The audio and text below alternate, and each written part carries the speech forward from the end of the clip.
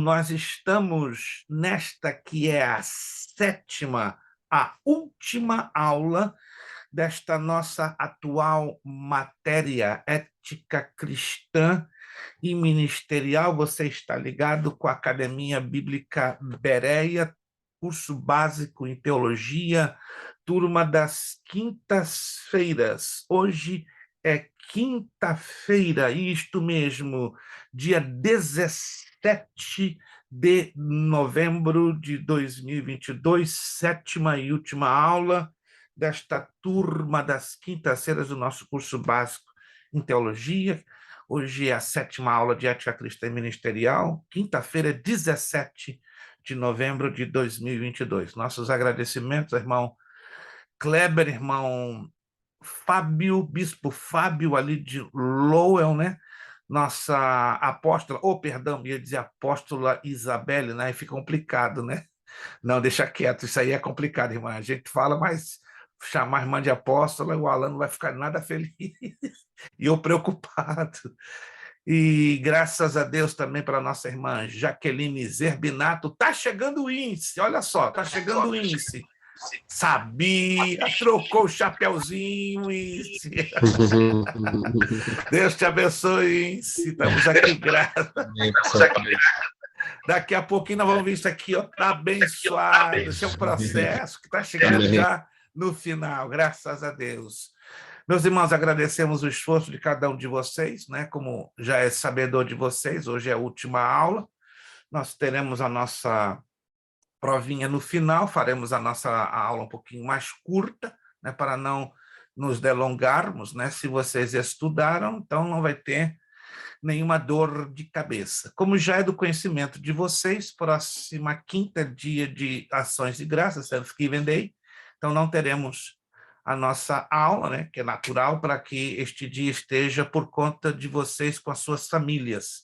E aí voltaremos à normalidade no dia 1 de dezembro, já começando a nova matéria, os evangelhos. Então, já no transcurso da semana que vem, já segunda ou terça, permitindo Deus, já estaremos despachando as novas apostilas pelo correio para vocês, né? Para que então no dia 1 de dezembro, com a graça de Deus, já comecemos a nova matéria. Também na próxima semana, entre quinta e sexta, eu estarei liberando já as notas da matéria que ficou para trás, juntamente da provinha desta matéria de hoje, para ficar tudo em dia. Você que já fez o seu pagamento do mês de novembro, muito obrigado, Deus abençoe. E você que ainda não fez, lembra-se, até o dia 30 está de bom tamanho. Não passe do dia 30, não, que compromete o nosso lado aqui, né? Porque a gente conta, né, com os valores da sua mensalidade para nós mantermos, né, o fluxo, né, do nosso material e do bom atendimento que gostamos, né, de dar a cada um de vocês. Vamos lá. Aonde paramos? Eu sei onde eu parei. Agora quero saber aonde vocês anotaram. Ali o Fábio não é brincadeira, não. Gente, se eu brinco muito com o Fábio, mas se eu brinco de jeito com o Fábio, ele me dá um tiro no pé. O homem está, olha, eu acredito que o pastor Hugo deve se sentir muito feliz por ter um obreiro assim, ó, como diz lá no Rio Grande do Sul, na bucha, assim lá. Queria ser igual o irmão Kleber, rapaz. Ai, irmão Kleber é outro departamento, tem que falar com o pastor dele, pastor Rafael. Pastor Rafael é o pastor também da Isabelle, é gente boa no planeta Terra e no sistema solar. Meu Deus, tem que aprender muito com o pastor Rafael e também com o Fábio Lacerda, né? Com o Ins, com cada um de vocês. Tem muito que aprender. Eu estou ainda, estou engateando na minha vida de obreiro. Página 12, como mostrou lá o Fábio, né? Tem aquele ditado, né? Eu sou do tempo do onça, né? Mata a cobra, mostra o pau, né? Que foi o que o Fábio fez, matou a cobra e mostrou o pau. Vamos lá. Página 12.7. O obreiro e a sua autodisciplina. Que interessante essa palavra, autodisciplina. Antes que eu me esqueça, irmã Isabelle, eu não me esqueci da irmã de jeito nenhum.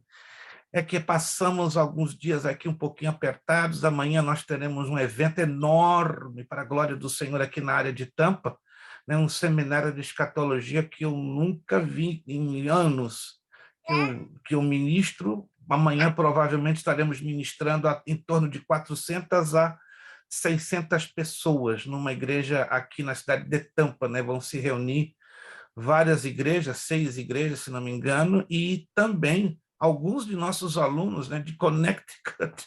Não, eu só fiz o convite, mas não esperava que eles iam levar a sério, né? 6 alunos de Connecticut estão voando para cá, já chegaram agora à tarde, né, aqui na área de Tampa, né? Não aqui, estamos em Orlando, mas na área de Tampa, e vão estar conosco a partir de amanhã. Isso eu não esperava. 6 alunos, né, corajosos, né, tiraram off no fim de semana, vamos para esse seminário. Eu até me assustei, me levaram muito a sério meu convite. Mas amém, entendemos que Deus tem algo especial a fazer, né, com esta igreja, com essas orações.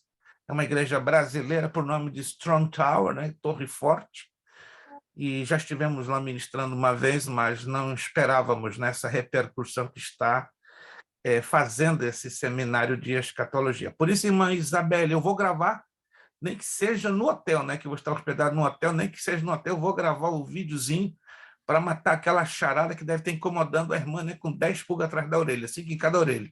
Mas fica que se fosse coisa de urgência, a criança já tinha nascido a semana passada, mas ainda não é hora do parto. Página 12.7, o obreiro e a sua autodisciplina. Isto quer dizer que ele deve manter um autocontrole, domínio próprio, da moderação e da serenidade. Vamos ser sinceros, existem situações que o obreiro, né, o servo de Deus, que serve com alegria, com amor a Jesus, ele perde um pouco o sério, sai um pouco do sério, não é? Perde a paciência e até às vezes sai da sua compostura, que não deveria acontecer, mas somos seres humanos, vamos entender isso aí. Somos seres humanos e vai ter momentos que nós vamos perder, não é, a seriedade, né? A gente já vai perder o controle, e isso pode, em algumas ocasiões, se não em todas, causar-nos problemas, né? Eu não sei se alguns de vocês, eu creio que sim, né? Somos seres humanos. Já vivemos situações onde a nossa paciência fez isso. E quando ela fez pim, a vontade que você tem é de dar um tapa debaixo da orelha daquela pessoa que te fez perder a paciência. Quem de vocês já viveu esse tipo de situação?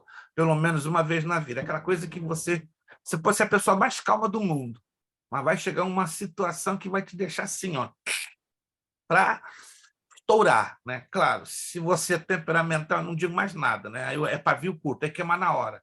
Mas mesmo para a pessoa mais calma, vamos passar, claro, por situações difíceis, situações complicadas, que vão testar, né, nossa paciência, nossa tolerância, nossa perseverança e até mesmo a nossa fé. É nesses momentos que precisamos entender a importância da autodisciplina. Aqui estamos. O obreiro deve ter autodisciplina da devoção pessoal diária. Que é um exemplo de autodisciplina? É automático. Todos nós temos essa autodisciplina. No trabalho, eu sei que cada um de vocês tem um trabalho secular, o ganha-pão de vocês. Concordamos com isso? Cada um de vocês tem um ganha-pão. No ganha-pão de vocês, seja você empregado, seja você dono do seu próprio negócio, minha pergunta é: seu trabalho seria bem-sucedido se não tivesse uma disciplina, ou seja, seguir um comportamento, uma postura de rotina para que as coisas caminhassem bem? Isso você faz todos os dias, concorda comigo? Porque se você não fizer isso todos os dias, o que pode acontecer? De serem gerados graves problemas na administração do seu trabalho. Seja você empregado, seja você dono do seu próprio negócio, somos obrigados a ter uma rotina básica de organização. Concordamos com isso? Precisamos, né? Se a gente não tiver essa rotina básica de organização, né? Se nós somos empregados, com a tendência a perder o trabalho. Se somos donos do negócio, a tendência é o nosso negócio fracassar. Então, nós temos que ter esta chamada autodisciplina. Vamos trazer para a obra de Deus? É necessário termos autodisciplina? Claro, porque a gente está, sobretudo, servindo a Deus. E servir a Deus, entre nós aqui, gente, é mais complicado do que você exercer o seu trabalho material. Concordamos com isso? É muito mais complicado, é muito mais difícil, é muito mais sério e é muito mais o que comprometedor. Vamos entender isso aqui, ó. Nós temos que ter uma necessidade de compreender que temos que ter uma disciplina do tempo disponível. Eu creio que você já cansou de ouvir a seguinte frase: eu estou sem tempo, meu tempo está apertado demais. Não vale a pena, meu tempo está... Peraí, vamos parar para pensar. Quem faz o tempo somos nós, baseado nos níveis de prioridades que temos nas nossas vidas. Vou dar um exemplo prático. Nós temos tempo para dormir? Sim ou não? Temos que ter tempo para dormir. Se a gente não tiver tempo para dormir, a gente se arrebenta. Temos que ter tempo para comer? Sim ou não? Claro, senão você se arrebenta. Temos que ter tempo para cuidar da nossa casa, da nossa família, esposa, esposo, filhos. Precisamos de ter organização nesse tempo? Sim ou não? Claro. Então, muitos apresentam essa argumentação que é, entre nós aqui, e falo com muito respeito, uma desculpa esfarrapada. Eu não tenho tempo, irmãos. O tempo somos nós quem fazemos de acordo com o nível de prioridade. Se você tem o seu nível de prioridades lá em cima, você tem em mente, eu tenho que alcançar uma meta. Eu tenho que alcançar um objetivo. Então, eu vou cavar, como diz a linguagem popular, eu vou cavar tempo. Que dirá na obra de Deus? Para servirmos bem a Deus, não podemos servi-lo na base de restos. E esse é um grande problema do cristão de cultura latina. Ele sempre é apreciador de apresentar restos do tempo. É o chamado jeitinho brasileiro, no caso do brasileiro, ou o improviso. O que a palavra de Deus fala sobre a disciplina do tempo disponível? Evangelho de João, capítulo 9, versículo 4. Olha que texto interessante. Eu tenho certeza que você já passou por esse texto dezenas de vezes, mas será que você parou para pensar em analisar os detalhes que este texto nos apresenta? João, Evangelho de João, capítulo 9, versículo 4. Palavras do Senhor Jesus. É necessário que façamos as obras daquele que me enviou. Jesus tinha consciência, não é? Que ele estava fazendo as obras da parte do Pai Celestial. Olha que curioso. Jesus não estava fazendo nada da parte dele.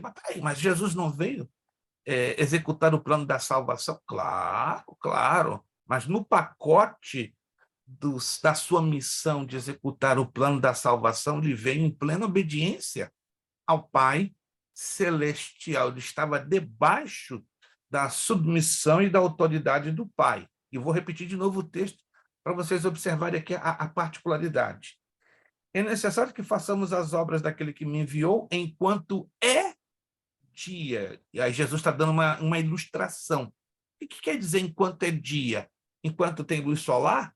Enquanto nós temos o sol? Não. Enquanto temos a oportunidade. Que, irmãos, não tem jeito. De uma forma ou de outra vai chegar aquele momento que vamos perder a oportunidade. Vamos ser sinceros, tem oportunidades que elas se repetem 2, 3, 4, 5 vezes até, concorda comigo? Tem oportunidades que são repetitivas, mas tem oportunidades que são únicas. E como a gente se arrepende de não saber usar aquelas oportunidades que são únicas. Eu tenho certeza que algum tipo de oportunidade única você já deve ter desperdiçado e até hoje se arrepende, eu tenho certeza. Eu não tenho medo de dizer. Eu já vivi 3, 4 oportunidades que eu desperdicei e até hoje, 20, 30 anos depois, eu me arrependo amargamente por não ter sabido pegá-las com unhas e dentes. E em servir a Deus pode ser um dos casos que tenhamos o quê? Uma oportunidade única, ainda que ouvimos aí muitos pregadores dizendo, né, que o nosso Deus é o Deus de novas chances, concordo, e é bíblico, mas não devemos abusar das chances, não é, que vão sendo desperdiçadas, como a chance de evangelizar, de testificar, de nos preparar. Por exemplo, aqui vocês estão se esforçando para se prepararem, não para serem pastores, como alguns, né? Assim, com toda sinceridade, pastor, eu estou estudando para ser pastor. Olha que interessante, sério. Não, depois que eu pegar o meu canudo do básico, o meu pastor me fazer pastor. Sério? E você tem chamada? Não. Mas a pessoa é tão sincera que ela confessa, não, eu não tenho chamada, o pastor me prometeu que depois, com o certificado de básica em teologia, você consagrará pastor. Mas eu pergunto de novo, minha irmã está entendendo a minha pergunta? Você tem chamada para ser pastor? Não, não importa. Ou como é que é?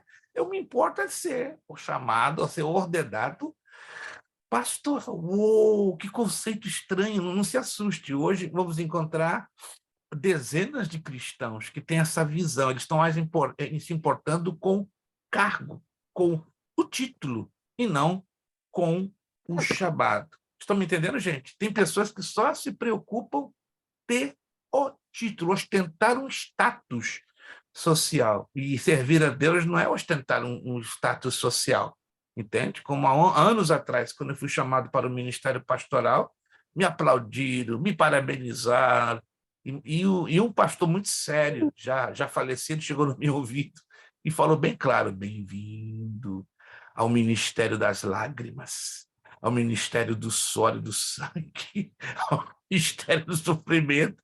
E eu falei: pastor, o que é isso? Só está me assustando. Ué. Você não tem convicção da sua chamada? Tem, pastor. Então abraça com força, meu filho, que daqui para frente vai ser tudo isso. E ele não errou nada. Já se passaram 35 anos e ele não errou absolutamente nada. Chamado, anote aí, chamado implica sacrifício e renúncia. Não existe um chamado que não tenha sacrifício ou renúncia. Não existe.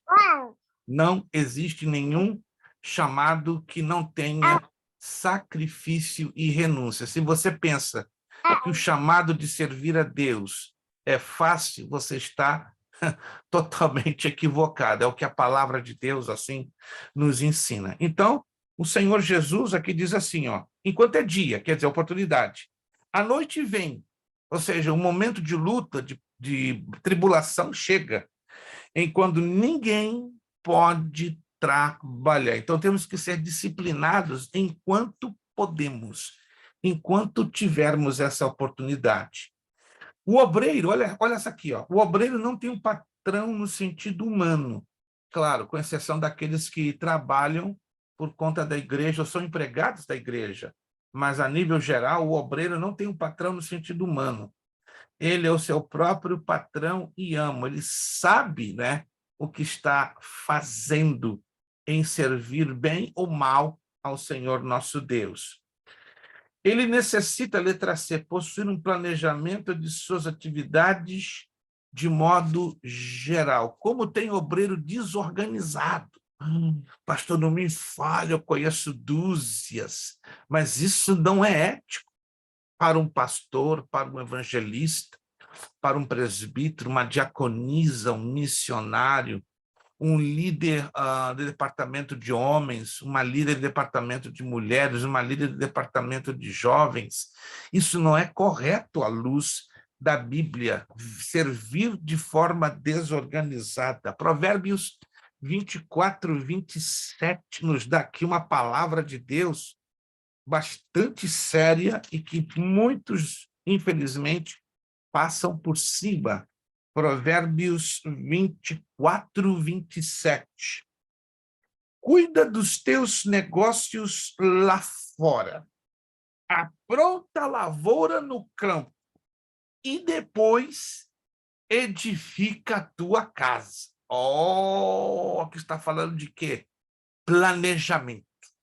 Temos que ter, ainda que seja o mais simples, o mais básico, mas temos que ter planejamento. Não, pastor, é o que vem na minha mão eu faço, o que der na telha eu faço. Não, você não é construtor, o que der na telha, espera aí, não faz coisa, a menos que eu esteja falando com construtores. Mesmo assim, quem trabalha com construção não é assim, dá na telha, não. Até o construtor ele tem o seu momento de planejamento, o seu momento que ele tem que trabalhar, traçar metas. Lucas 14, 28, aí o Senhor Jesus entra com uma palavra mais forte ainda, né? Se Provérbios ela trouxe uma palavra que dá uma sacudida em nós, olha o que Jesus fala em Lucas 14, 28. Pois qual de vós, pretendendo construir uma torre, não se assenta primeiro para calcular a despesa e verificar se tem os meios para concluir? É aquela pessoa, né? Temos que encarar duas situações totalmente diferentes. Primeiro, aquela pessoa que está trabalhando, tem o seu salário e tem ideia do que pode e tem ideia do que não pode gastar. Concordam? Se aquela pessoa ganha 10 mil por mês, ela não pode gastar 15, porque se gastar 15 diante dos 10 que ganha, ela vai ficar o quê? Em dívida, concorda comigo? Se ela ganha 10 mil por mês e se gasta 15, o que ela está buscando? Problema.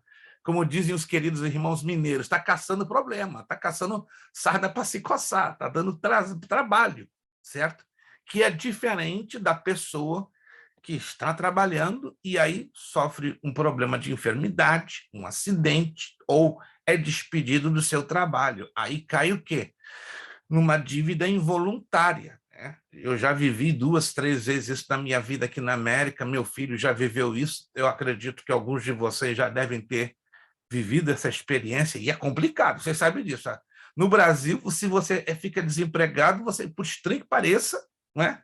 Não sei se alguém já ficou desempregado no Brasil, consegue sobreviver até 2 anos. Aqui não. Aqui, se você cai num desemprego 2, 3, 4 meses, a sobrevivência é dura. O Luiz está dizendo que ele sabe o que é isso, que ele já viveu isso, eu já vivi isso aqui 3 vezes e é difícil. Gente, eu já fiquei 2 anos desempregado no Brasil e sobrevivi. Agora, aqui o negócio pega, porque as contas não param, o nível de vida é muito diferenciado em relação ao Brasil, o sistema da roda econômica capitalista dos Estados Unidos, como de alguns países europeus, é completamente diferente. No Brasil é diferente, você fica desempregado 2, 3 anos, não vive uma vida de luxo, mas consegue sobreviver. Aqui não. Que Deus defenda e nos guarde, porque é difícil demais. E aí a questão da disciplina na economia, ela tem que existir, né? Na medida do possível, por exemplo, quando estamos trabalhando, se podemos, nem sempre é possível, ter uma reserva ou guardar uma reserva em dinheiros, prevenindo, né, o dia mau, amém. Eu sei que às vezes não é possível fazer isso, né? Mas quando você, irmão, irmã, pode separar um valorzinho, entendeu? Até numa conta de poupança, só para prevenir, porque o dia de amanhã, quem garante, não é verdade? Hoje eu e você temos trabalho, graças a Deus. Hoje eu e você temos saúde, ou pelo menos um pouco de saúde, mas o dia de amanhã, o que pode nos reservar? Surpresas. E as surpresas precisam ser encaradas, não é, da melhor maneira possível, não apenas com fé, mas com um pouco de planejamento. Letra D. A organização é uma vantagem. Preste atenção nesse ponto D aqui, que é chamativo.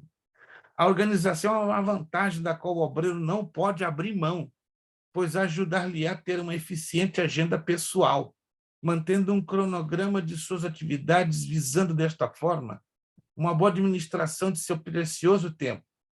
Vejamos na prática, né? Se aplica essa parte aqui a pastores. No gabinete, o escritório pastoral, na residência pastoral com a sua família ou fora dela, deve ter tempo para aconselhamento, orientação pré-matrimonial, noivado, deve ter tempo para realizar visitas, deve ter tempo para preparar sermões, estudos bíblicos, reuniões com os departamentos da igreja, para os artigos nos periódicos, boletins da igreja, ter o cuidado na escolha de referências para os sermãos que ministrará a igreja. O obreiro necessita tempo para descanso, recreação, férias, principalmente com a sua família. O obreiro deve disciplinar seu eu, ou seja, seu próprio espírito. Isso envolve implicamente o coração e o linguajar. O obreiro necessita ter domínio próprio, isto é, disciplinando seu corpo, incluindo o apetite físico e sexual. O obreiro deve ter uma autodisciplina quanto às suas finanças, ou seja, compras, dívidas, pagamentos e investimentos. Toda essa parte que acabamos de ler, ela basicamente ela está mais direcionada a pastores ou a dirigentes de departamentos ou dirigentes de congregações. Aí nós vamos ouvir, com todo respeito, reclamações e queixas das mais variadas fontes, como, por exemplo, meu pastor, é só um exemplo, se você conhece alguém, fique quietinho, não entre em detalhes, não fale nomes. Meu pastor não costuma visitar as ovelhas de Cristo. Meu pastor não costuma dar uma chamada telefônica que seja uma vez por semana. Meu pastor não se importa com o meu bem-estar. Isso eu canso muito de ouvir, ou seja, os anos da minha vida e o tempo que eu estou nesse país, eu ouço muito isso. E aqui é mais complicado, porque aqui, se você não tiver um policiamento do seu tempo, todo o seu tempo, ele é absorvido pelo quê? Pelo trabalho, trabalho, trabalho, trabalho. Gente, vivemos no país capitalista. Se nós não tivermos o devido cuidado, a vida inteira fica girando em torno de trabalho. E como fica um pastor que ele trabalha secularmente? É errado? Não, porque tem igrejas que não têm condições de dar uma manutenção, uma sobrevivência digna ao pastor. Então, o pastor, se ele tem condições de trabalhar, se ele tem uma profissão, se ele pode, glória a Deus. Eu conheço aqui muitos pastores de igreja, mas se desdobram. É uma coisa bem desgastante, né? Eu conheço, por exemplo, um pastor, não vou dizer aonde, por respeito e carinho que tenho a ele é carpinteiro, trabalha 14 horas, 14, de 5 da manhã às 7 da noite, chega, olha, quebrado, né? O tempo que ele tem de tomar banho, comer alguma coisa e, bum, cai na igreja. Tem compromisso 3 vezes por semana. Desde que eu conheço esse pastor, eu digo, olha, esse aqui é um herói, porque já vi ele cochilando nos primeiros bancos da igreja, mas estando lá firme, cansado, pastor, estou arrebentado, mas estou aqui para dar. Mas também é importante que o pastor conte com uma equipe, que ninguém consegue fazer um trabalho sozinho. Se o pastor tem uma equipe, né, um grupo de 2, 3, 4, 5 obreiros com quem contar, amém. E agora? E quando ele não tem esse grupo de pessoas de confiança, como é que fica?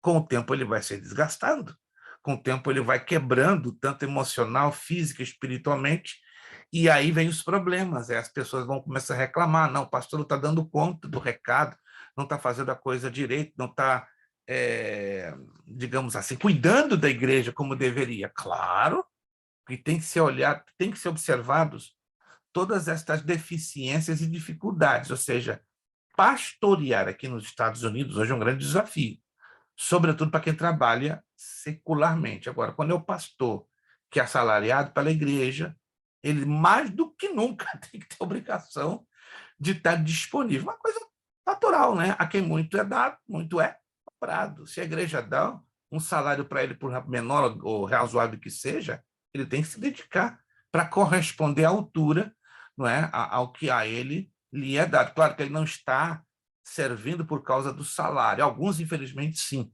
Mas é para ele entender que é uma questão de justiça. Se a igreja está se esforçando para mantê-lo, ele também tem que se esforçar para corresponder às expectativas da igreja. E aqui, aqui se abre um leque de desafios, né? Sabe o que é um pastor preparar tempo para aconselhar, orientar, realizar visitas, preparar sermões, enfim, ter aquela visão geral de como melhor administrar o rebanho de Cristo.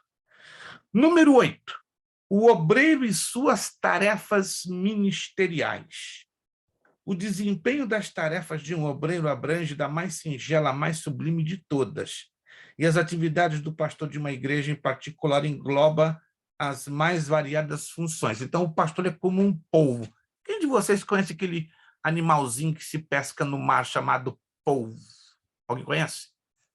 Quantos bracinhos ele tem? Tem 2 bracinhos só? Ou tem mais de 2 bracinhos? Olha lá, se o Winston está falando que não, é porque o Winston já conhecia esse bichinho. Vamos lá, quem imagina quantos bracinhos tem em média um polvo? E, pastor, eu não contei, não. Não, gente, isso é muito fácil. Em média, um polvo tem quantos bracinhos? 6, 7, por aí. 6, 7, 8, até no máximo 10. É na base de 6 para cima. De acordo com... Existem 9, 11 espécies de polvos no mundo. Tem uma espécie que tem 6 e uma outra que tem 10 braços. É uma coisa impressionante. Por que eu estou usando o exemplo do polvo?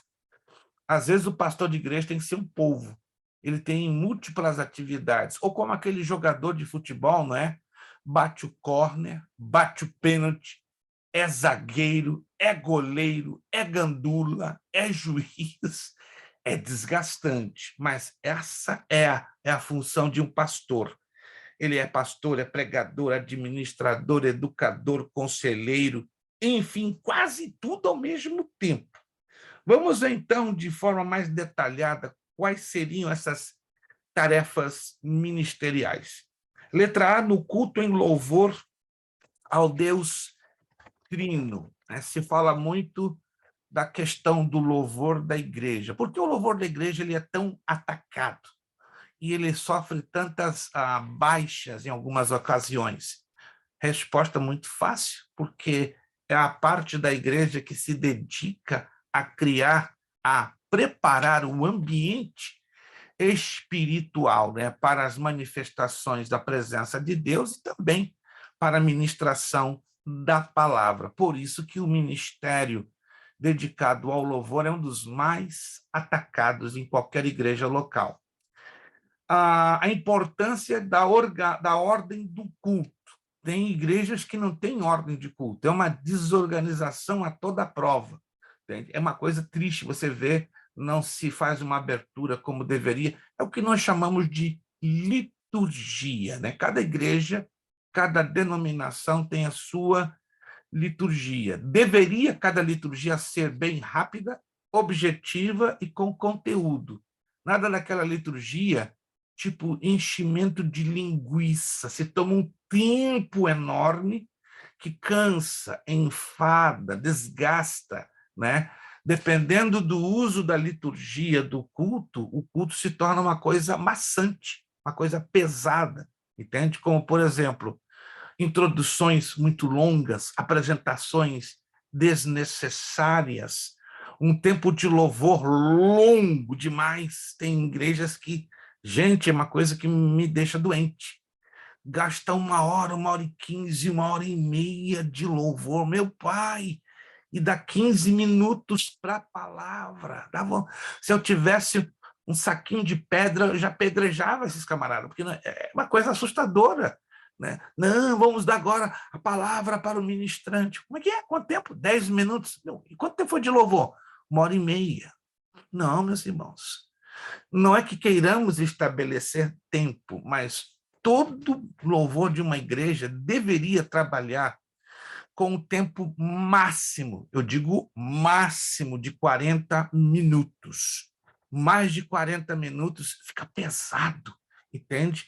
Para quem vai continuar dirigindo o culto e para quem vai pregar. Porque pensa, 40 minutos, muitas pessoas cansadas de uma semana de trabalho. Por que não um louvor curto, porém com consistência, com eficiência, entende? E eu falo agora com muito respeito. A maioria dos grupos de louvor das igrejas brasileiras se dedicam mais à parte do louvor do que à adoração, que é mais importante.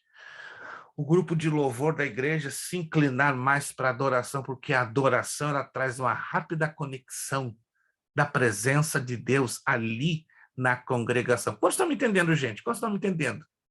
Eu não estou falando como eu fosse contrário. Não, eu não sou contrário. A gente temos que ter inteligência, sabedoria espiritual para ver o que é mais prático e o que traz resultados mais eficazes para o desenvolvimento de um culto. Mas vamos lá. É o que acabei de falar agora, e estamos aqui. O equilíbrio e a dosificação correta dos elementos do culto. Como é difícil encontrarmos cultos bem dosados.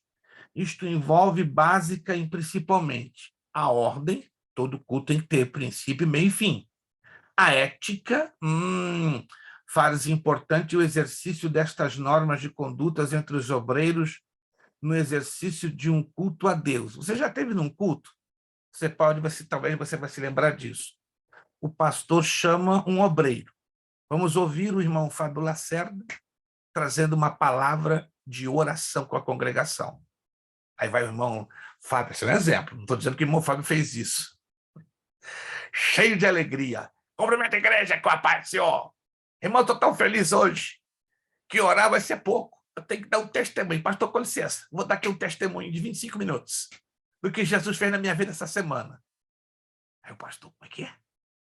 Eu te chamei para trazer uma palavra de oração. Eu não te chamei para dar testemunho. Percebem? Tem obreiros que fazem isso, e fazem com todo respeito, com a carinha mais dura, mais lavada do mundo, né? Já tem aquela irmã que era convidada, minha irmã, traz aí um testemunho. Ela não se contenta em trazer o testemunho. Não, eu quero cantar 4 louvores para agradecer ao Senhor. Gente, eles passam do limite, não obedecem aquilo para a qual foram orientados a fazer. Em outras palavras, ei, se o pastor te chamar para orar, ei, ore, só isso, ore. Se ele te chamou, se ele te convidou para dar um testemunho, dê, mas seja objetivo. Não encha a salsicha, não encha a linguiça, tá? Estourando 10 minutos, mas estourando, a menos que seja uma coisa assim, muito bum, aí você estouraria talvez uns 15 a 20 minutos. Se você foi chamado para cantar, pergunte, quantos hinos eu posso? 2. Não cante 3 nem 4. Fique limitado ao número que lhe foi orientado a fazê-lo. Hoje a gente não está vendo isso. É uma falta de ética, é uma falta de respeito. Não entenda isso que eu estou falando como uma crítica. Entenda que o obreiro, quando ele tem ética, ele vai obedecer às orientações. Não, mas Deus está me mandando. Não, Deus está mandando coisíssima nenhuma. Deus é Deus de ordem e de descer. Não, o Espírito Santo está me dando essa ordem. Mentiroso. Senta, fica quietinho, cala a tua boca. O Espírito Santo não faz isso, gente. Eu sei que o Espírito Santo pode derramar poder, pode batizar com o Espírito Santo, pode salvar, libertar, mas tudo com ordem, tudo com decência. Ele não vai pegar a cabeça pelos pés, os pés pelas mãos. Não.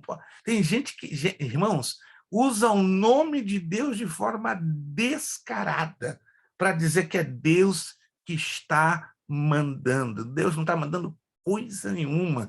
O que nós precisamos conhecer sobre ética está dentro deste livro, mas, infelizmente, alguns são orientados na ética, mas são desobedientes.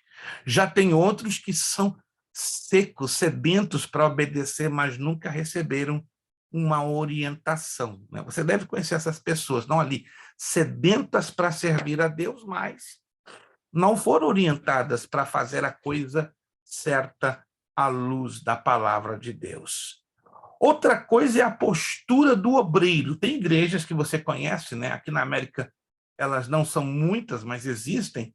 Aquelas igrejas que têm um púlpito enorme e aí vai aquele grupão de obreiros sentados. É uma questão de cultura, não estou aqui criticando, tá? Eu fui numa igreja há uns 3 anos atrás, aí no interior de Massachusetts, eu fiquei assustado. Já tem umas 38 a 42 cadeiras no púlpito. Eu falei, o que é isso? É uma arquibancada em cima de outra? Eu fiquei, uau! E aí a gente fica um pouquinho, né? Eu me desacostumei um pouco desta cultura de tantas cadeiras no púlpito. No Brasil é muito normal, mas você vê isso aqui nos Estados Unidos, é um pouquinho diferente.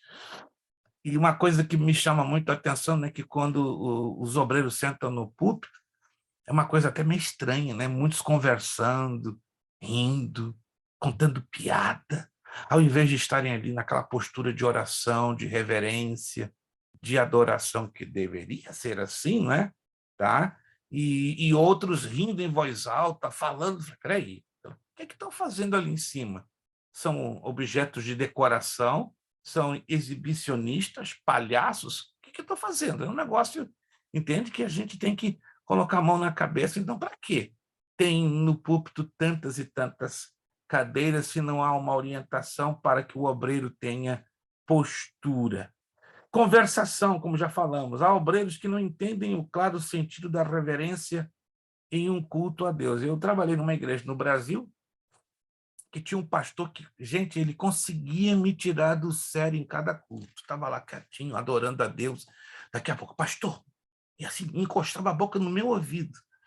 Teve um dia que eu perdi a paciência, irmãos. Eu tenho que confessar os meus pecados, né? Diz a palavra de Deus, confessar os vossos pecados para que sejais curados.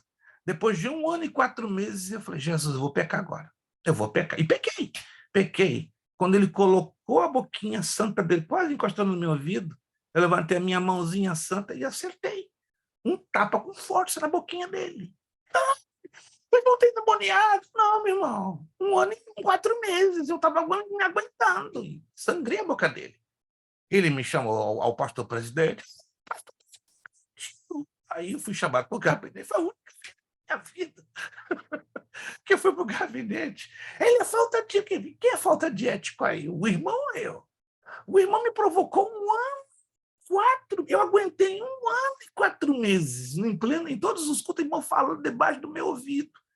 E eu falando com a minha esposa, Senhor, me dá graça, minha filha, ora por mim, que quando Deus se afastar, eu vou acertar esse homem, vai ser esquisito, eu vou pecar. E pequei, gente, pequei. Entendeu? Depois eu pedi perdão, irmão, me perdoe, mas me provocou. 1 ano e 4 meses, eu não tenho sangue de barata, né? Eu sou um ser humano, como qualquer outro.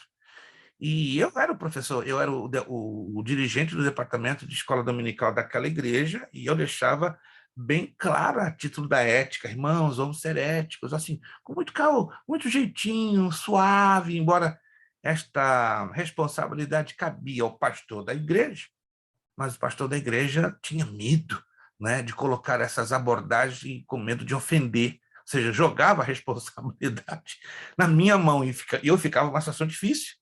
Eu era quem? Um pastor auxiliar. E a coisa foi que, infelizmente, eu cometi esse pecado, acertei a boquinha do irmão, fiz sangrá-lo, mas depois eu pedi perdão ao irmão. Irmão, se tem que comprar remédio para ele curar sua boquinha, agora curar sua boquinha espiritual vai ser outro assunto, porque o irmão eu falei bem abertamente para ele, para a esposa, o irmão é muito indisciplinado, e o pastor baixou a cabeça, que aí o pastor reconheceu que a indisciplina daquele pastor auxiliar era em decorrência da falta do pastor em orientar aos obreiros, que não cabia a mim, embora o pastor jogou toda a pelota para minha mão, mas falou, não, irmão, até um dia eu tive que conversar com o pastor, desculpe, eu nunca chamei a atenção de pastor presidente de igreja, mas vou lhe chamar a sua. Ele ficou assim, assustado. Esse papel não me cabe a mim, cabe ao senhor. E aí ele ficou chateado, quem é o irmão para me chamar a atenção? Eu sou homem de Deus, igual o senhor. Estamos no mesmo nível. Tá? A única diferença entre eu e o senhor é que o senhor tem mais responsabilidade do que eu. Agora, eu não vou assumir as suas responsabilidades de discipulador. O senhor está jogando uma responsabilidade que é sua, não minha. Eu sei qual é a luz da Bíblia, as minhas responsabilidades. E aí, infelizmente, com o tempo foi existindo um desgaste. Esse é o grande problema quando os pastores não reconhecem os seus erros e pensam que são infalíveis. Irmãos, todos nós erramos.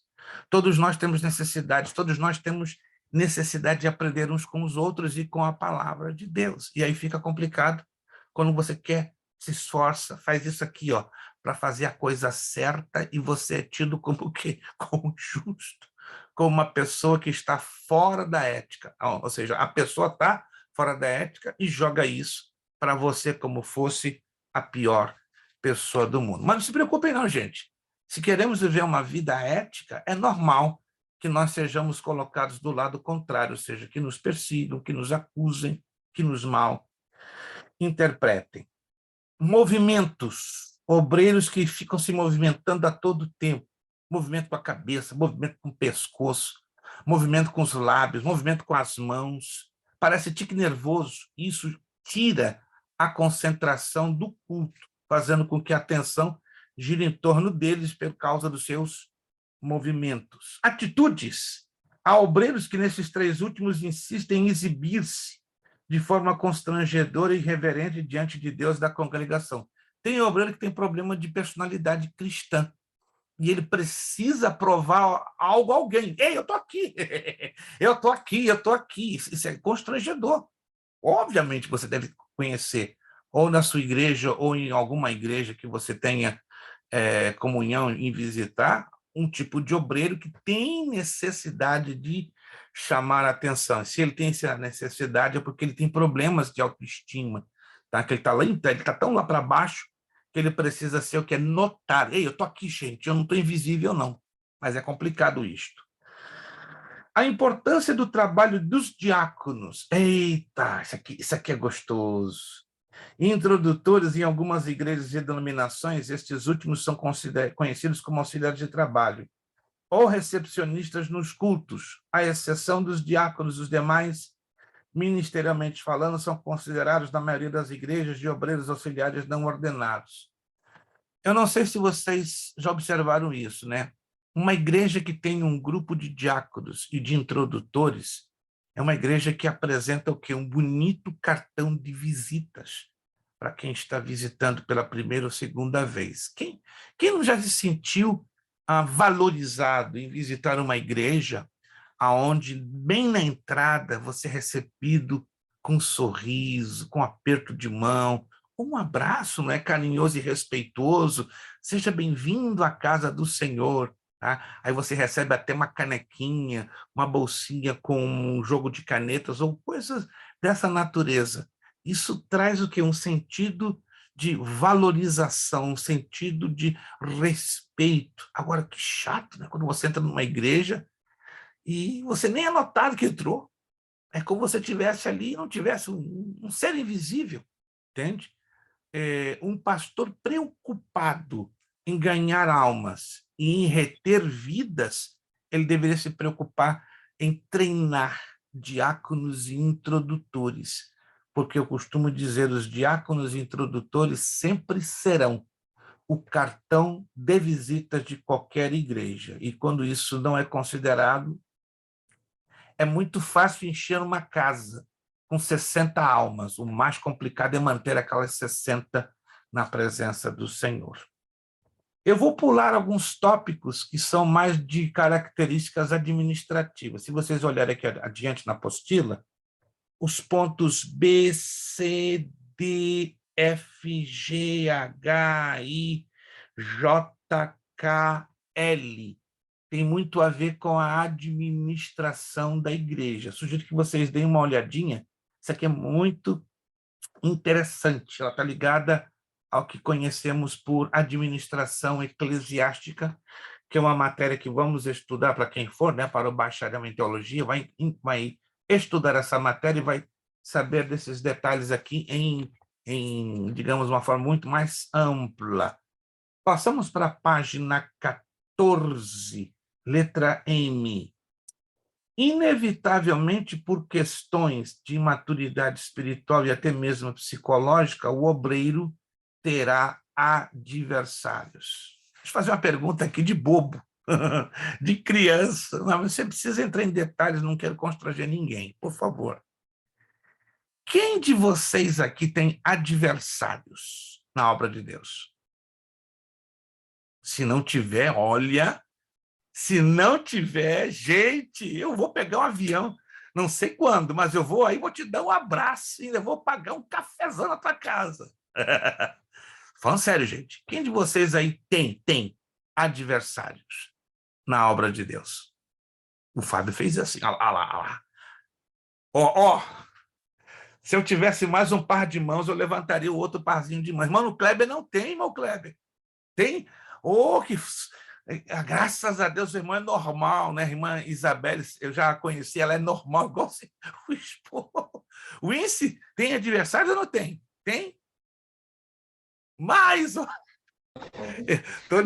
Não considero assim, não sou eu que considero adversário, eles que me consideram. Eles te consideram. Seja dos dois lados, né? Fábio não precisa nem falar, porque ele já fez assim, né? O Fábio tem uma linguagem corporal. Gente, eu já conheci muita gente que desenvolve uma linguagem corporal com eficiência. Agora, o Fábio é assustador. Se ele fosse um aluno surdo e mudo, ele seria nota 20, porque a linguagem... A irmã Jaqueline, já não estou vendo mais ela, né? Então eu fico até constrangido em fazer a pergunta, ela deve estar envolvida com alguma situação ali com a família, mas não sei se a irmã tem adversários na sua... não precisa nem entrar em detalhes. Todos nós, irmãos, é incrível. Só o Ince, como ele falou de uma maneira bem interessante, isso acontece. O Ince não tem nas pessoas seus adversários, mas em muitos casos acontece o contrário, né? As pessoas que têm em nós os adversários, né? É o meu caso. Que esse pastor, você é melhor do que ninguém? Não. Eu não tenho fulano como meu adversário, mas eu sou tido o adversário dele. Eu acredito que é mais constrangedor quando você é tido como inimigo, quando você é tido como opositor, entende? Por que eu digo isso? É normal, gente. Jesus não teve uma penca, se eu posso assim dizer, adversários? Dentro do seu grupo de discípulos, ele tinha um que era complicado demais, Judas Iscariotes, se bem que ele se manifestou no finalzinho. Por que eu estou batendo tanto nessa tecla? Irmãos, procure viver uma vida certinha. Procure viver uma vida de acordo com a palavra de Deus. Procure viver uma vida ética, que agrade o coração de Deus. É o suficiente para você levantar adversários. Ou não? É o suficiente. Agora, vive uma vida de qualquer maneira. Tenta, faz um teste. Nem que seja por 1 hora. Nem que seja por 1 hora. Viva uma vida de qualquer maneira. Uma vida sem compromisso. Não sou doido, não, pastor, nem por 1 hora. Eu estou dando só um exemplo. Não estou querendo dizer que você tenha que, por 1 hora, se esquecer de ser cristão. Mas se você pudesse ficar 1 hora esquecendo-se dos princípios bíblicos, eu te garanto, a tua casa ia encher de gente fazendo assim, ó. Parabéns, Luiz, agora você é dos nossos. Você está agora na bandalha, igualzinho a nós. Mas é exatamente isso. Se a gente quer fazer a coisa certa, vamos ter problemas. Mas isso, repito, é muito comum. E quando acontece, temos que amar os nossos adversários. Temos que orar em favor deles. Pastor, como é difícil orar para quem faz a minha vida impossível. Eu sei disso. Como eu não sei. Não falo isso como melhor do que ninguém, mas é duro. É a coisa que mais dói em nós, uma das coisas, né? Não é a única, mas é uma das coisas que mais dói quando nos oramos por aqueles que querem a nossa vida andando para trás. Senhor, olha para o teu servo Kleber. Exemplo, são exemplos. O Kleber quer me ver plantando bananeira. O Kleber quer me ver sequinho, igual uma abóbora murcha. Mas abençoa o Kleber. Dá saúde, dá alegria no teu espírito. Prosperidade para o Kleber. E o Kleber fazendo de tudo para você cair na roda da amargura. É fácil você orar por pessoas assim? Mas você está exercitando o quê? O amor de Deus. Letra N, outra característica na vida do obreiro, né, quando ele pode ou quando tem essa responsabilidade, é preparar-se na realização e promoção de cruzadas evangelísticas, trabalhos de missões e de evangelização em geral. Essa é a parte mais difícil que eu vejo hoje nas igrejas. As igrejas, sobretudo aqui na América, ao longo dos anos, elas se blindaram dentro do quadradinho das 4 paredes. E elas hoje têm muita dificuldade, por A e B e C razões, de promoverem eventos evangelísticos, eventos de missões. Bem-aventurada a igreja que ainda investe em missões. Bem-aventurada ainda a igreja que investe ainda em evangelização. Tem igreja, se você fala de missões, evangelismo, Que isso, irmão? Que aqui não se evangeliza, não. Fazer missões, isso aí é coisa do arco da velha. Não é do arco da velha. Isso é a identidade de uma igreja. Uma igreja bíblica que não faz missões e não evangeliza, ela não tem a dignidade de ser chamado igreja e, pior ainda, igreja evangélica. Preparação e treinamento de novos obreiros. Aí pega. Nem todas as igrejas hoje estão preocupadas em investir tempo, dinheiro, esforços para criar treinamento para obreiros, mediante cursos, seminários, simpósios. Existem hoje as igrejas que vivem de eventos. Já ouviram falar daquela igreja que só vive todo fim? Não é errado, entenda o que eu quero dizer, por favor, não é errado que a igreja, uma vez, 2 vezes por mês, tenha um evento, um convidado de fora. Não é errado. É errado a igreja que sobrevive só de evento. Conhece uma igreja assim? É uma semana um, outra semana outra, outra semana outra, outra semana outra. Parece que a igreja não tem identidade própria, não tem aquela oportunidade de ver os seus obreiros trabalhando. Isso causa frustração nos obreiros, não é verdade? Para que separar tantos diáconos, presbíteros e evangelistas que eles ficam assim, ó, tudo de braço cruzado? Poxa, esse fim de semana é congresso o quê? Outro fim de semana é congresso daquilo, outro fim de semana é congresso daquilo, outro fim de semana é congresso daquilo. Não é errado, repito uma vez mais, que a igreja tem os seus eventos. O errado é o desequilíbrio desses eventos, excesso de eventos. Então, a igreja só sobrevive na base de eventos? Não faz sentido isso. E tem igrejas, sim, que sobrevivem por causa disso aqui, ó. Infelizmente. Infelizmente. São igrejas que giram em torno do financeiro, ao invés de girar em torno do espiritual, das almas e do crescimento da igreja. Ensino das doutrinas bíblicas, usos e costumes. Alguém me perguntou, é válido biblicamente a questão dos usos e costumes em uma igreja, desde que eles não violem o nível de equilíbrio. E, infelizmente, nós conhecemos igrejas que não têm dificuldade, não é criticá-las, entende? Mas elas têm dificuldade em entenderem o nível de equilíbrio, né? Eu conheci aqui na América uma igreja brasileira, não vou dizer aonde e quando e quem são eles, que eu entrei, foi automático. Eu fui convidado por um outro obreiro, é automático.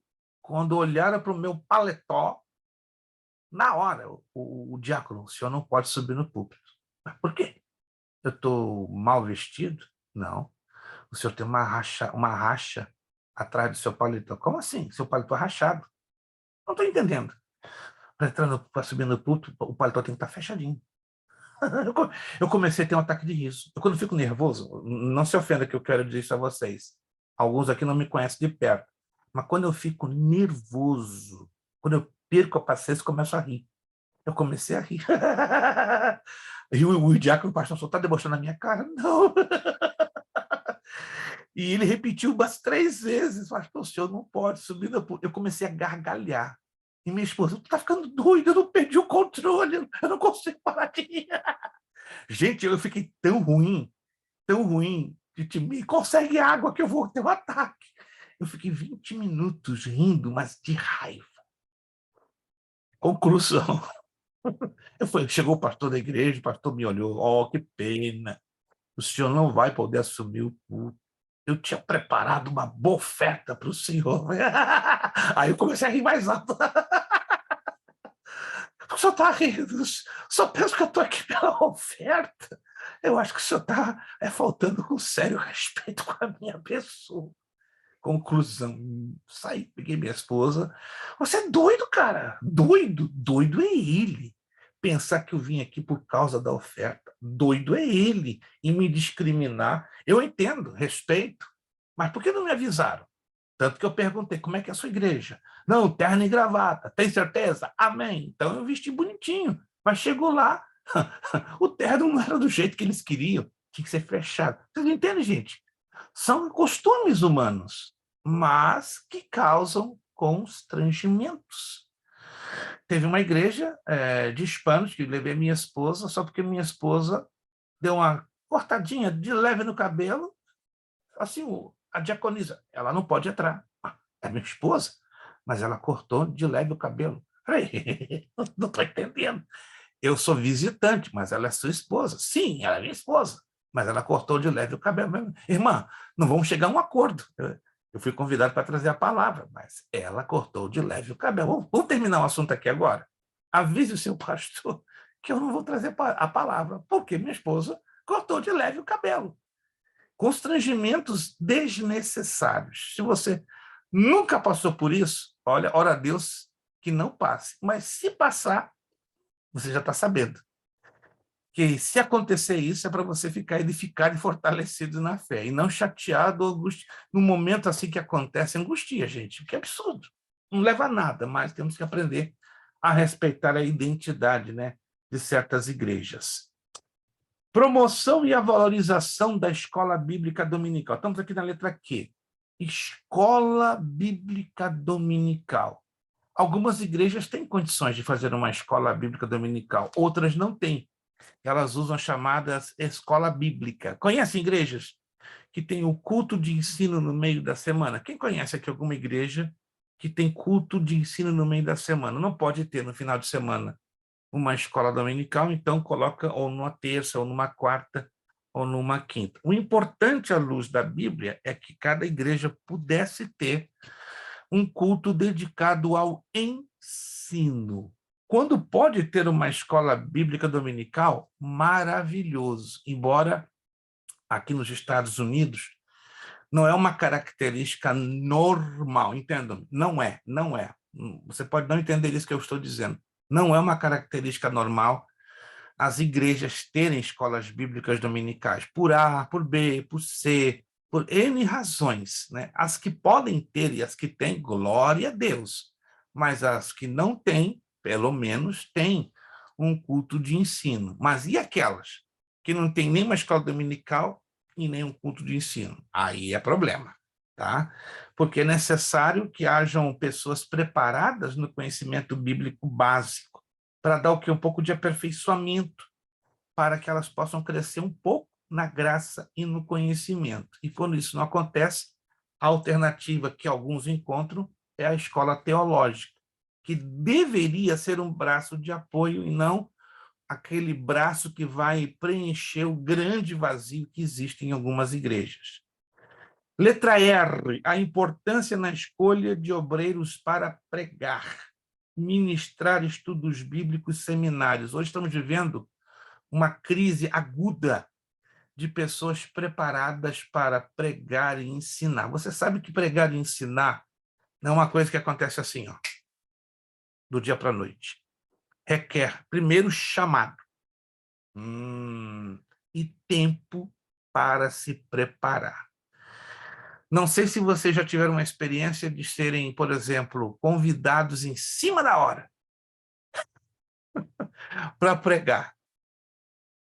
Isso me adoece. Pastor, a palavra da noite é sua. Hã? A palavra da noite. Que? Eu tive um pastor no Brasil que era assim, ele me queimava na hora. Primeiro mês, segundo mês, terceiro mês, o meu sangue subia, o Espírito Santo vem preparado. Já conhece o problema do meu servo? Vem preparado. Aí depois ele nunca mais me pegou de jeito. Passavam 3, 5 meses, ele não me convidava, ele olhava, quando ele virava o rostinho assim para mim, eu já sabia. Já, pastor Gilberto Malafaia. Falei o nome do homem. Pastor Gilberto Malafaia, você não me pega de surpresa. Ele olhava assim para mim, já sei, pastor, já estou no jeito, já estou com bala na agulha, já aprendi com o senhor há 6 meses a andar com o meu cartucho cheio. Não é correto isso? Não. É importante que se dê tempo ao obreiro para se preparar, nunca de improviso. Você talvez já tenha tido uma experiência assim, ó, de ir em cima da hora. É uma sensação horrível. Você perde teto, você perde chão, e não é ético. Acima de tudo, não é ético. Número 9. Vamos fechar aqui com o número 9? Não vamos poder ultrapassar. Vamos só fechar aqui o número 9. O obreiro e sua preparação geral. O obreiro deve preparar-se de maneira tal que ele mesmo sinta a importância do trabalho que desempenha, pois o mesmo não é fruto de casualidade, de um mero acidente, e tampouco deve ser considerado coisa aleatória. Vejamos alguns aspectos para a boa preparação do obreiro, genuinamente chamado por Deus e que se ocupa ao preparar-se para esta grande responsabilidade. Anote aqui, são 4 os fatores de preparação dos obreiros: experiência, conhecimento, maturidade e espiritualidade. Repito, experiência, conhecimento, maturidade e espiritualidade. Se ele pode ter esses 4 fatores, bem-aventurado é. Vamos entendê-los em poucas palavras, né? Porque nós vamos terminar em 15 minutinhos. Experiência. Experiência é um tipo de preparação na vida do obreiro no desempenho do trabalho do mestre. Farei algumas perguntas aqui para nós fazermos comparações do secular, material e trazer para o plano espiritual. Fábio, quantos anos de experiência tu tens no teu trabalho material? Mais ou menos. 10, 15, 20, 30 anos? Quanto tempo? Só para ter uma ideia. 14. 14. Wince, quanto tempo de experiência no teu trabalho, no teu ofício secular tu tens? 10, 15 anos? 15 anos. 15 anos. Irmã Isabelle, acredito que ela é mais jovem na experiência, pode ser que não, pode ser que ela tenha uma experiência vasta e a gente se equivoca. No seu ramo de trabalho, o seu tempo de experiência, irmã Isabelle? 9 anos. 9, olha só, não é qualquer coisinha, não, é para tirar o chapéu e dizer, 9 anos é algo importante. Comecei com 15, novinha. Uau, uau, isso não é para qualquer um, não, parabéns. Irmão Kleber, quanto tempo o irmão leva na experiência de seu trabalho material, trabalho secular? Eu tenho 25 anos, pastor. 25 anos, é metade de uma vida, né? Vamos dizer assim, né? Uma vida, assim, no sentido do tempo, né? Irmã Jaqueline, no seu tipo de profissão, quanto tempo a irmã já leva na sua experiência de trabalho? 13 anos. 13. Interessante, né? A maioria de vocês estão acima de 10 anos. Mesmo com 9, que a irmã Isabelle tem, né? Se aproximando de 10, entrando na casa dos 10 anos, é importante saber que 10 anos, 9 anos, 7 anos já é uma considerável, não é, experiência, ou seja, você já sabe, pelo menos, o que fazer dentro do grosso, dentro do básico. É claro que com o tempo se vai aperfeiçoando, né? O Fábio tem o seu tempo e ele, claro, está se aperfeiçoando. O Ince, dentro dos 13, 14 anos, ele está se aperfeiçoando. A tendência nossa é o que? Buscar o aperfeiçoamento, né, irmão Kleber? Estamos todos nós no mesmo barco, lutando porque o aperfeiçoamento ele leva o quê? A um trabalho melhor, mais aprimorado, de excelência, de qualidade. E é um pouco preocupante olharmos que na obra de Deus não se visa, da parte de alguns, a importância da qualidade, porque a qualidade está ligada ao quê? A uma experiência maior com Deus e com a sua palavra. Conhecimento. O conhecimento é adquirido pelo obreiro quando este dedica parte de seu tempo para os estudos de modo geral e para a observação pelos meios de comunicação disponíveis, ou seja, jornais, revistas, rádio, TV, internet. O obreiro não deve ficar apenas na Bíblia. A Bíblia deve e é o seu principal manual. Mas, além da Bíblia, ele tem que estar aberto a buscar conhecimento em outras fontes, né? Infelizmente, há obreiros que foram ensinados assim, a enxergar só em uma única direção. Aí você vai conversar com ele, qualquer outro assunto que não seja a Bíblia, já era. Dá um problema, porque ele fica em torno de uma só temática, ou fica, em outras palavras, bitolado. Então, ele precisa ter uma visão não apenas da Bíblia, mas uma visão geral do mundo que lhe cerca. Maturidade, batemos de novo nessa tecla.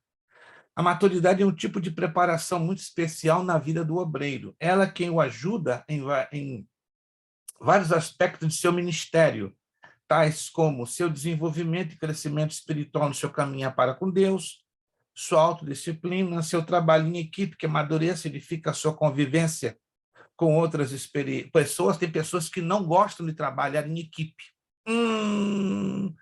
Ela é só boa quando está sozinha. Quando começa a se unir com uma com outra, dá problema. São pessoas que têm problema de ajuste com o trabalho em equipe. Com certeza você conhece pessoas que têm uma enorme dificuldade em trabalhar em equipe. Suas provas e experiências bíblicas. Romanos 8:28 tem um texto que nós temos muita dificuldade de aceitá-lo. E qual é o texto? Tudo contribui para aqueles que amam a Deus.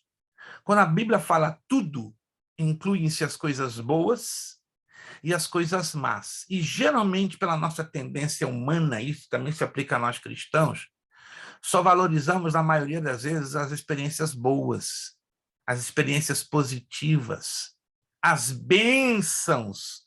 Você sabia que Deus pode trazer uma bênção para nós através de uma experiência ruim, de uma experiência negativa? Vocês sabiam disso?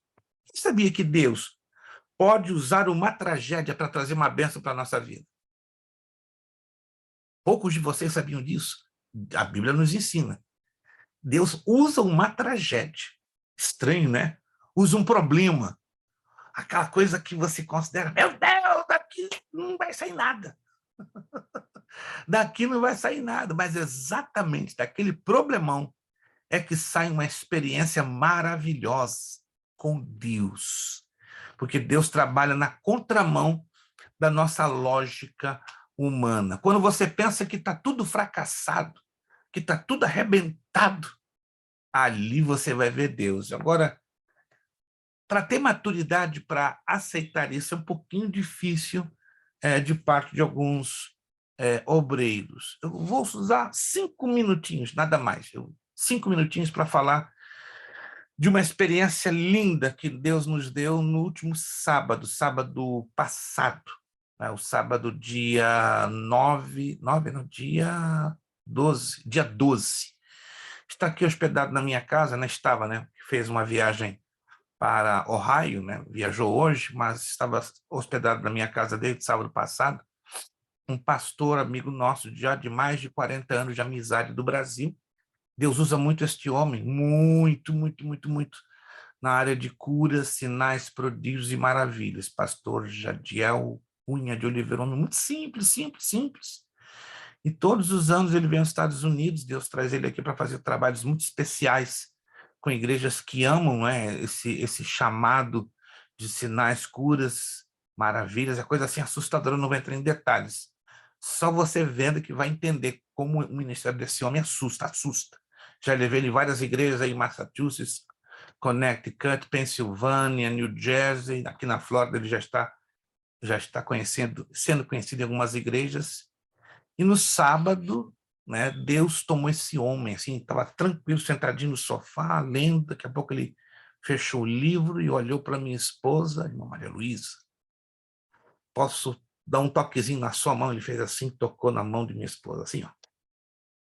Em nome, deu um grito, em nome de Jesus, levanta agora e afirma os teus pés e começa a andar com essas muletas. Para quem não sabe, minha esposa, desde 11 de março, sofreu um acidente, quebrou o tornozelo em 3 partes e perdeu completamente a mobilidade da perna direita. Nem de muletas podia andar. Mas o que aconteceu? Depois que Deus usou o seu servo, nós experimentamos uma experiência linda. Minha esposa sentiu um fogo. Ela começou a gritar, meu Deus, eu vou morrer. Ela começou a ficar vermelha, eu vou infartar. Não, e eu estava olhando, não, esse é o poder de Deus. Daqui a pouco eu coloco as 2 muletas na mão da Maria Luísa, ela faz algo que ela não fazia desde 11 de março. Ela começa a dar os primeiros passinhos de muleta. Eu vou fazer um vídeo para vocês verem, que coisa assustadora. Desenganada com 5 laudos. Impossível de andar. Quando os médicos dizem impossível, ó, quem faz o possível? Um só, uma Isabelle. Pastor, eu senti de compartilhar uma experiência bem breve. Pode, sim, à vontade. Quando eu estava no meu processo de conversão, eu tinha eu acredito que seja um espírito da morte que me rodeava, e eu sentia que eu ia morrer. Eu sempre sentia que eu não tinha propósito, que eu não entendia porque eu estava nessa terra. E eu sempre com esse sentimento de morte, e eu fiz um trocadilho com Deus. Eu falei, se Deus, você é real e você existe, me prova que você existe, que eu tenho vida, que a minha vida importa. E eu estava dirigindo o carro sem cinto, tinha acabado de tirar a carteira, e eu perdi o controle do carro, sem mais nem menos. E o carro virou de todas as maneiras. O Alan estava no carro de trás, viu tudo. E eu via o acidente completamente. Tipo assim, não tinha como eu sair viva daquele acidente. Não tinha Meu como. Deus. E eu tinha acabado de questionar aquilo na minha cabeça. Eu meio que. O carro virou na pista, por algum motivo não chegou a capotar, mas destruiu o carro inteiro. O carro inteiro da minha mãe destruiu. Ou seja, foi uma experiência horrível. Mas quando a batida acabou, eu só sabia rir e ficar feliz. Eu fiquei muito feliz, porque ali o Senhor falou no meu coração, mesmo sem aceitar Jesus, sem ser crente. Deus falou comigo, eu te amei e você vai viver. E essa é uma experiência ruim que eu tive que passar, mas que o Senhor falou no meu coração, né? Que Ele ia me dar vida e vida em abundância. Então, Aleluia. tem certas experiências ruins que a gente passa, mas que a gente vê o propósito de Deus, né? A resposta de Deus. Aleluia.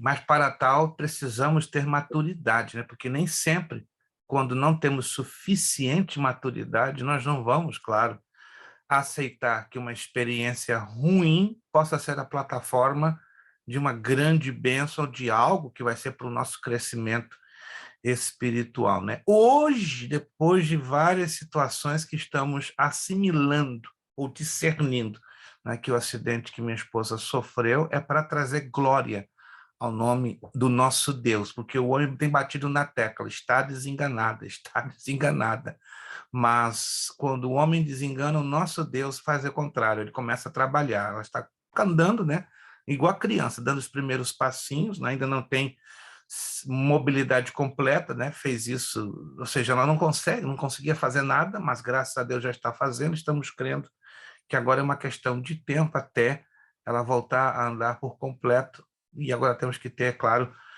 paciência, perseverança, como até aqui temos tido, apesar de ser muito difícil, mas graças a Deus estamos vencendo e continuaremos a vencer, mas que Deus nos dê maturidade, a todos nós, né?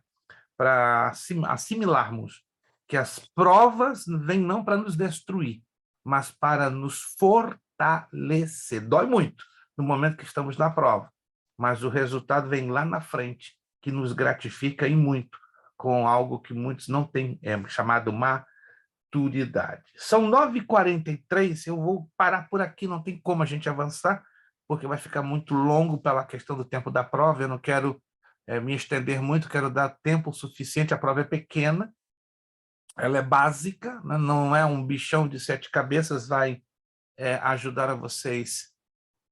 Deixa eu ver aqui se eu posso puxá-la aqui, deixa eu ver aqui. Deixa eu ver aqui, só um momentinho. Ok, deixa eu ver aqui. Deixa eu conseguir. Ok.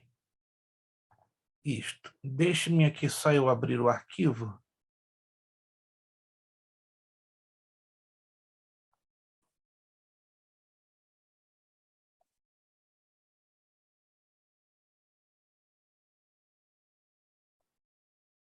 Perfeito.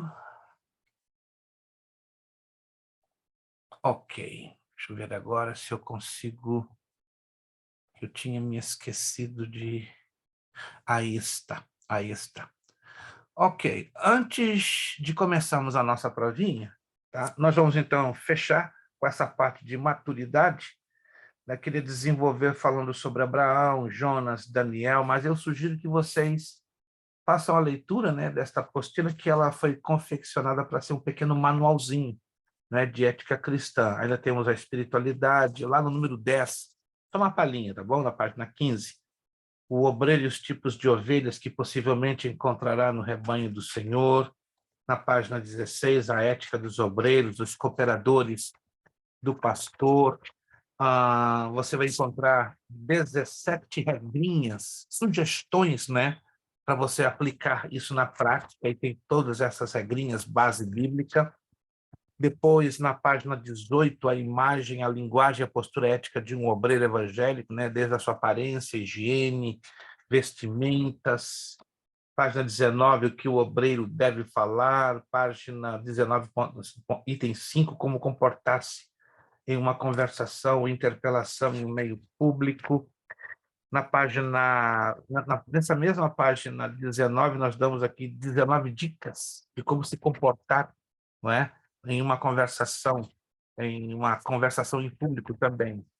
Na página 20, o ponto 6, como o obreiro adquire a simpatia de sua audiência. Na página 21, item 7, o obreiro e seus gestos. Item 8, os deveres fundamentais do obreiro. Terminando lá na página 23, com a presença de Deus e a questão das conversações do púlpito, que nós já falamos, né? E finda a apostila com um tratamento igualitário a todos. Eu sugiro que vocês não descartem esse manualzinho, né? Que vocês tenham ele, né? Embora é um material da nossa escola, mas ele está aí também para você usá-lo à vontade, como um pequeno, repito, manualzinho de ética cristã e ministerial, que ele vai dar, né, uma sensível base para compreender que nós, como obreiros da obra do Senhor, temos também o dever de termos uma linha de comportamento que agrade ao Senhor nosso Deus. Gente, alguma pergunta, alguma dúvida, alguma abordagem? Só a irmã Isabelle hoje, né, que trouxe esse lindo testemunho, né, muito apropriado, não é? Que fala de maturidade, entender, assimilar, não entender, mas assimilar pela maturidade que as provas não estão aqui para nos destruir, mas para nos fazer crescer e nos limpar e nos purificar.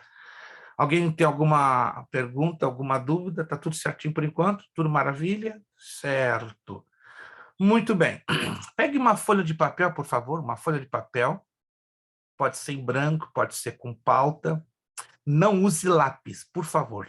Façam a bondade e a gentileza de não usar de jeito nenhum lápis. Por quê? Porque quando você fotografa a prova a lápis, de acordo com a resolução da sua câmera, me dá uma enorme dificuldade de proceder à leitura. Tem provas que eu batalho para ler, parece uma coisa assim do outro mundo. Parece que tem uma neblina, e aí me dá uma dor de cabeça tremenda. Então, use caneta preta ou azul, aquela azul bem forte, se assim puder. Tem uns que usam um azulzinho tão claro que, meu Deus, não consigo nem detectar se é azul, se é transparente. Mas use caneta preta, se possível for, ou azul bem forte. Coloque aí o seu... prova de ética, o seu nome, a data de hoje, 17. E aí você vai fazer da seguinte maneira. Deixa eu mostrar aqui a vocês. Deixa eu ver aqui. Deixa eu mostrar a vocês como é que vocês vão colocar na folha de papel. É só para facilitar. Só para facilitar.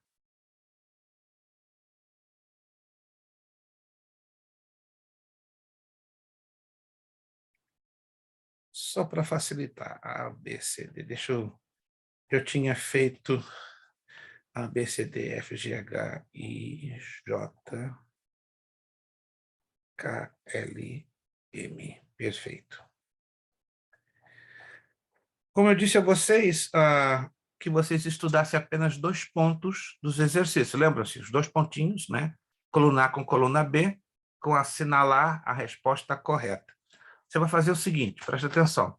Depois que você colocar o seu nome, a data, prova de ética, você vai fazer dessa forma. 1 em algarismos romanos, e você vai colocar um traço. Ó, 1 em algarismos romanos e depois um traço. Eu vou explicar o que vai acontecer. Aí depois você dá um espacinho, 2 em algarismos romanos. Aí você vai colocar da letra A à letra M. Repito, 1 em algarismos romanos. Aí embaixo, um tracinho. Dá um espacinho de 2 linhas aproximadamente, aí abre 2 em algarismos romanos, aí você vai colocar linha por linha, A, B, C, D, E, F, G, H, I, J, K, L, I, M. E ao lado de cada letra um tracinho. Entendido? Simples. Estão vendo aqui? Ó, 1 em algarismos romanos, aí na linha de baixo, um tracinho. Dá um espaço de 2 linhas, 2 em algarismos romanos, e aí você dispõe linha por linha, da letra A até a letra M. Lembrando que ao lado de cada letra um tracinho. O que vocês vão fazer no que eu apresentar a prova? Ao lado do número 1, tracinho, vocês vão colocar a letra que vocês vão considerar a resposta correta. Se ela é A, B, C, D ou E. Geralmente a letra E é NRA, nenhuma das respostas anteriores. Repito, ao lado do um tracinho, de acordo com o que aparecer a prova, vocês vão escolher qual é a letra correta. A letra correta. Se é A, vai ser um A. Se é B, um B. Se é C, um C. Se é D, um D. Se nenhuma das respostas anteriores forem corretas, aí vocês vão colocar um E. Entendido até aqui o momento? Entendido? Perfeito. Já aqui é relacionar a coluna A com a coluna B. Lembra-se? Coluna A com a coluna B não vai estar na ordem que está no exercício. Eu troquei a ordem. Está totalmente fora de ordem. O conteúdo que vocês vão encontrar é o mesmo, exatamente o mesmo, mas a ordem, como diz, eu fiz o scramble. Está totalmente fora de ordem, mas o conteúdo está lá. Então, ao lado de cada letra, vocês vão colocar os números. Os números, para fazer a relação. Entenderam? Se você errar 1 ou 2 números, é fatal. É matemática. Tá? Vai criar um efeito dominó e vai gerar um problema nas demais respostas que virão a seguir. Estão me entendendo, gente? Então, tomem todo o tempo necessário, cabeça fria, sobretudo aqui. Que se você errar 1 ou 2 aqui, degringola todo o conjunto, ou seja, cria o efeito dominó. Aí você vai ter uma quantidade enorme de questões erradas, tá bom? Posso fazer uma oração? Nos apresentar a Deus, para que Deus faça lembrar vocês. Não é uma prova complicada, tá? Ela só vai exigir um pouquinho a questão da memorização. Pronto. Pedimos que a tua bênção seja sobre os meus irmãos, posso que a tua graça, a tua misericórdia seja sobre eles nesta prova, que vai ser de bênção, provando eles o que aprenderam, o que assimilaram dentro desta matéria. Oramos agradecidos no bendito nome de Jesus.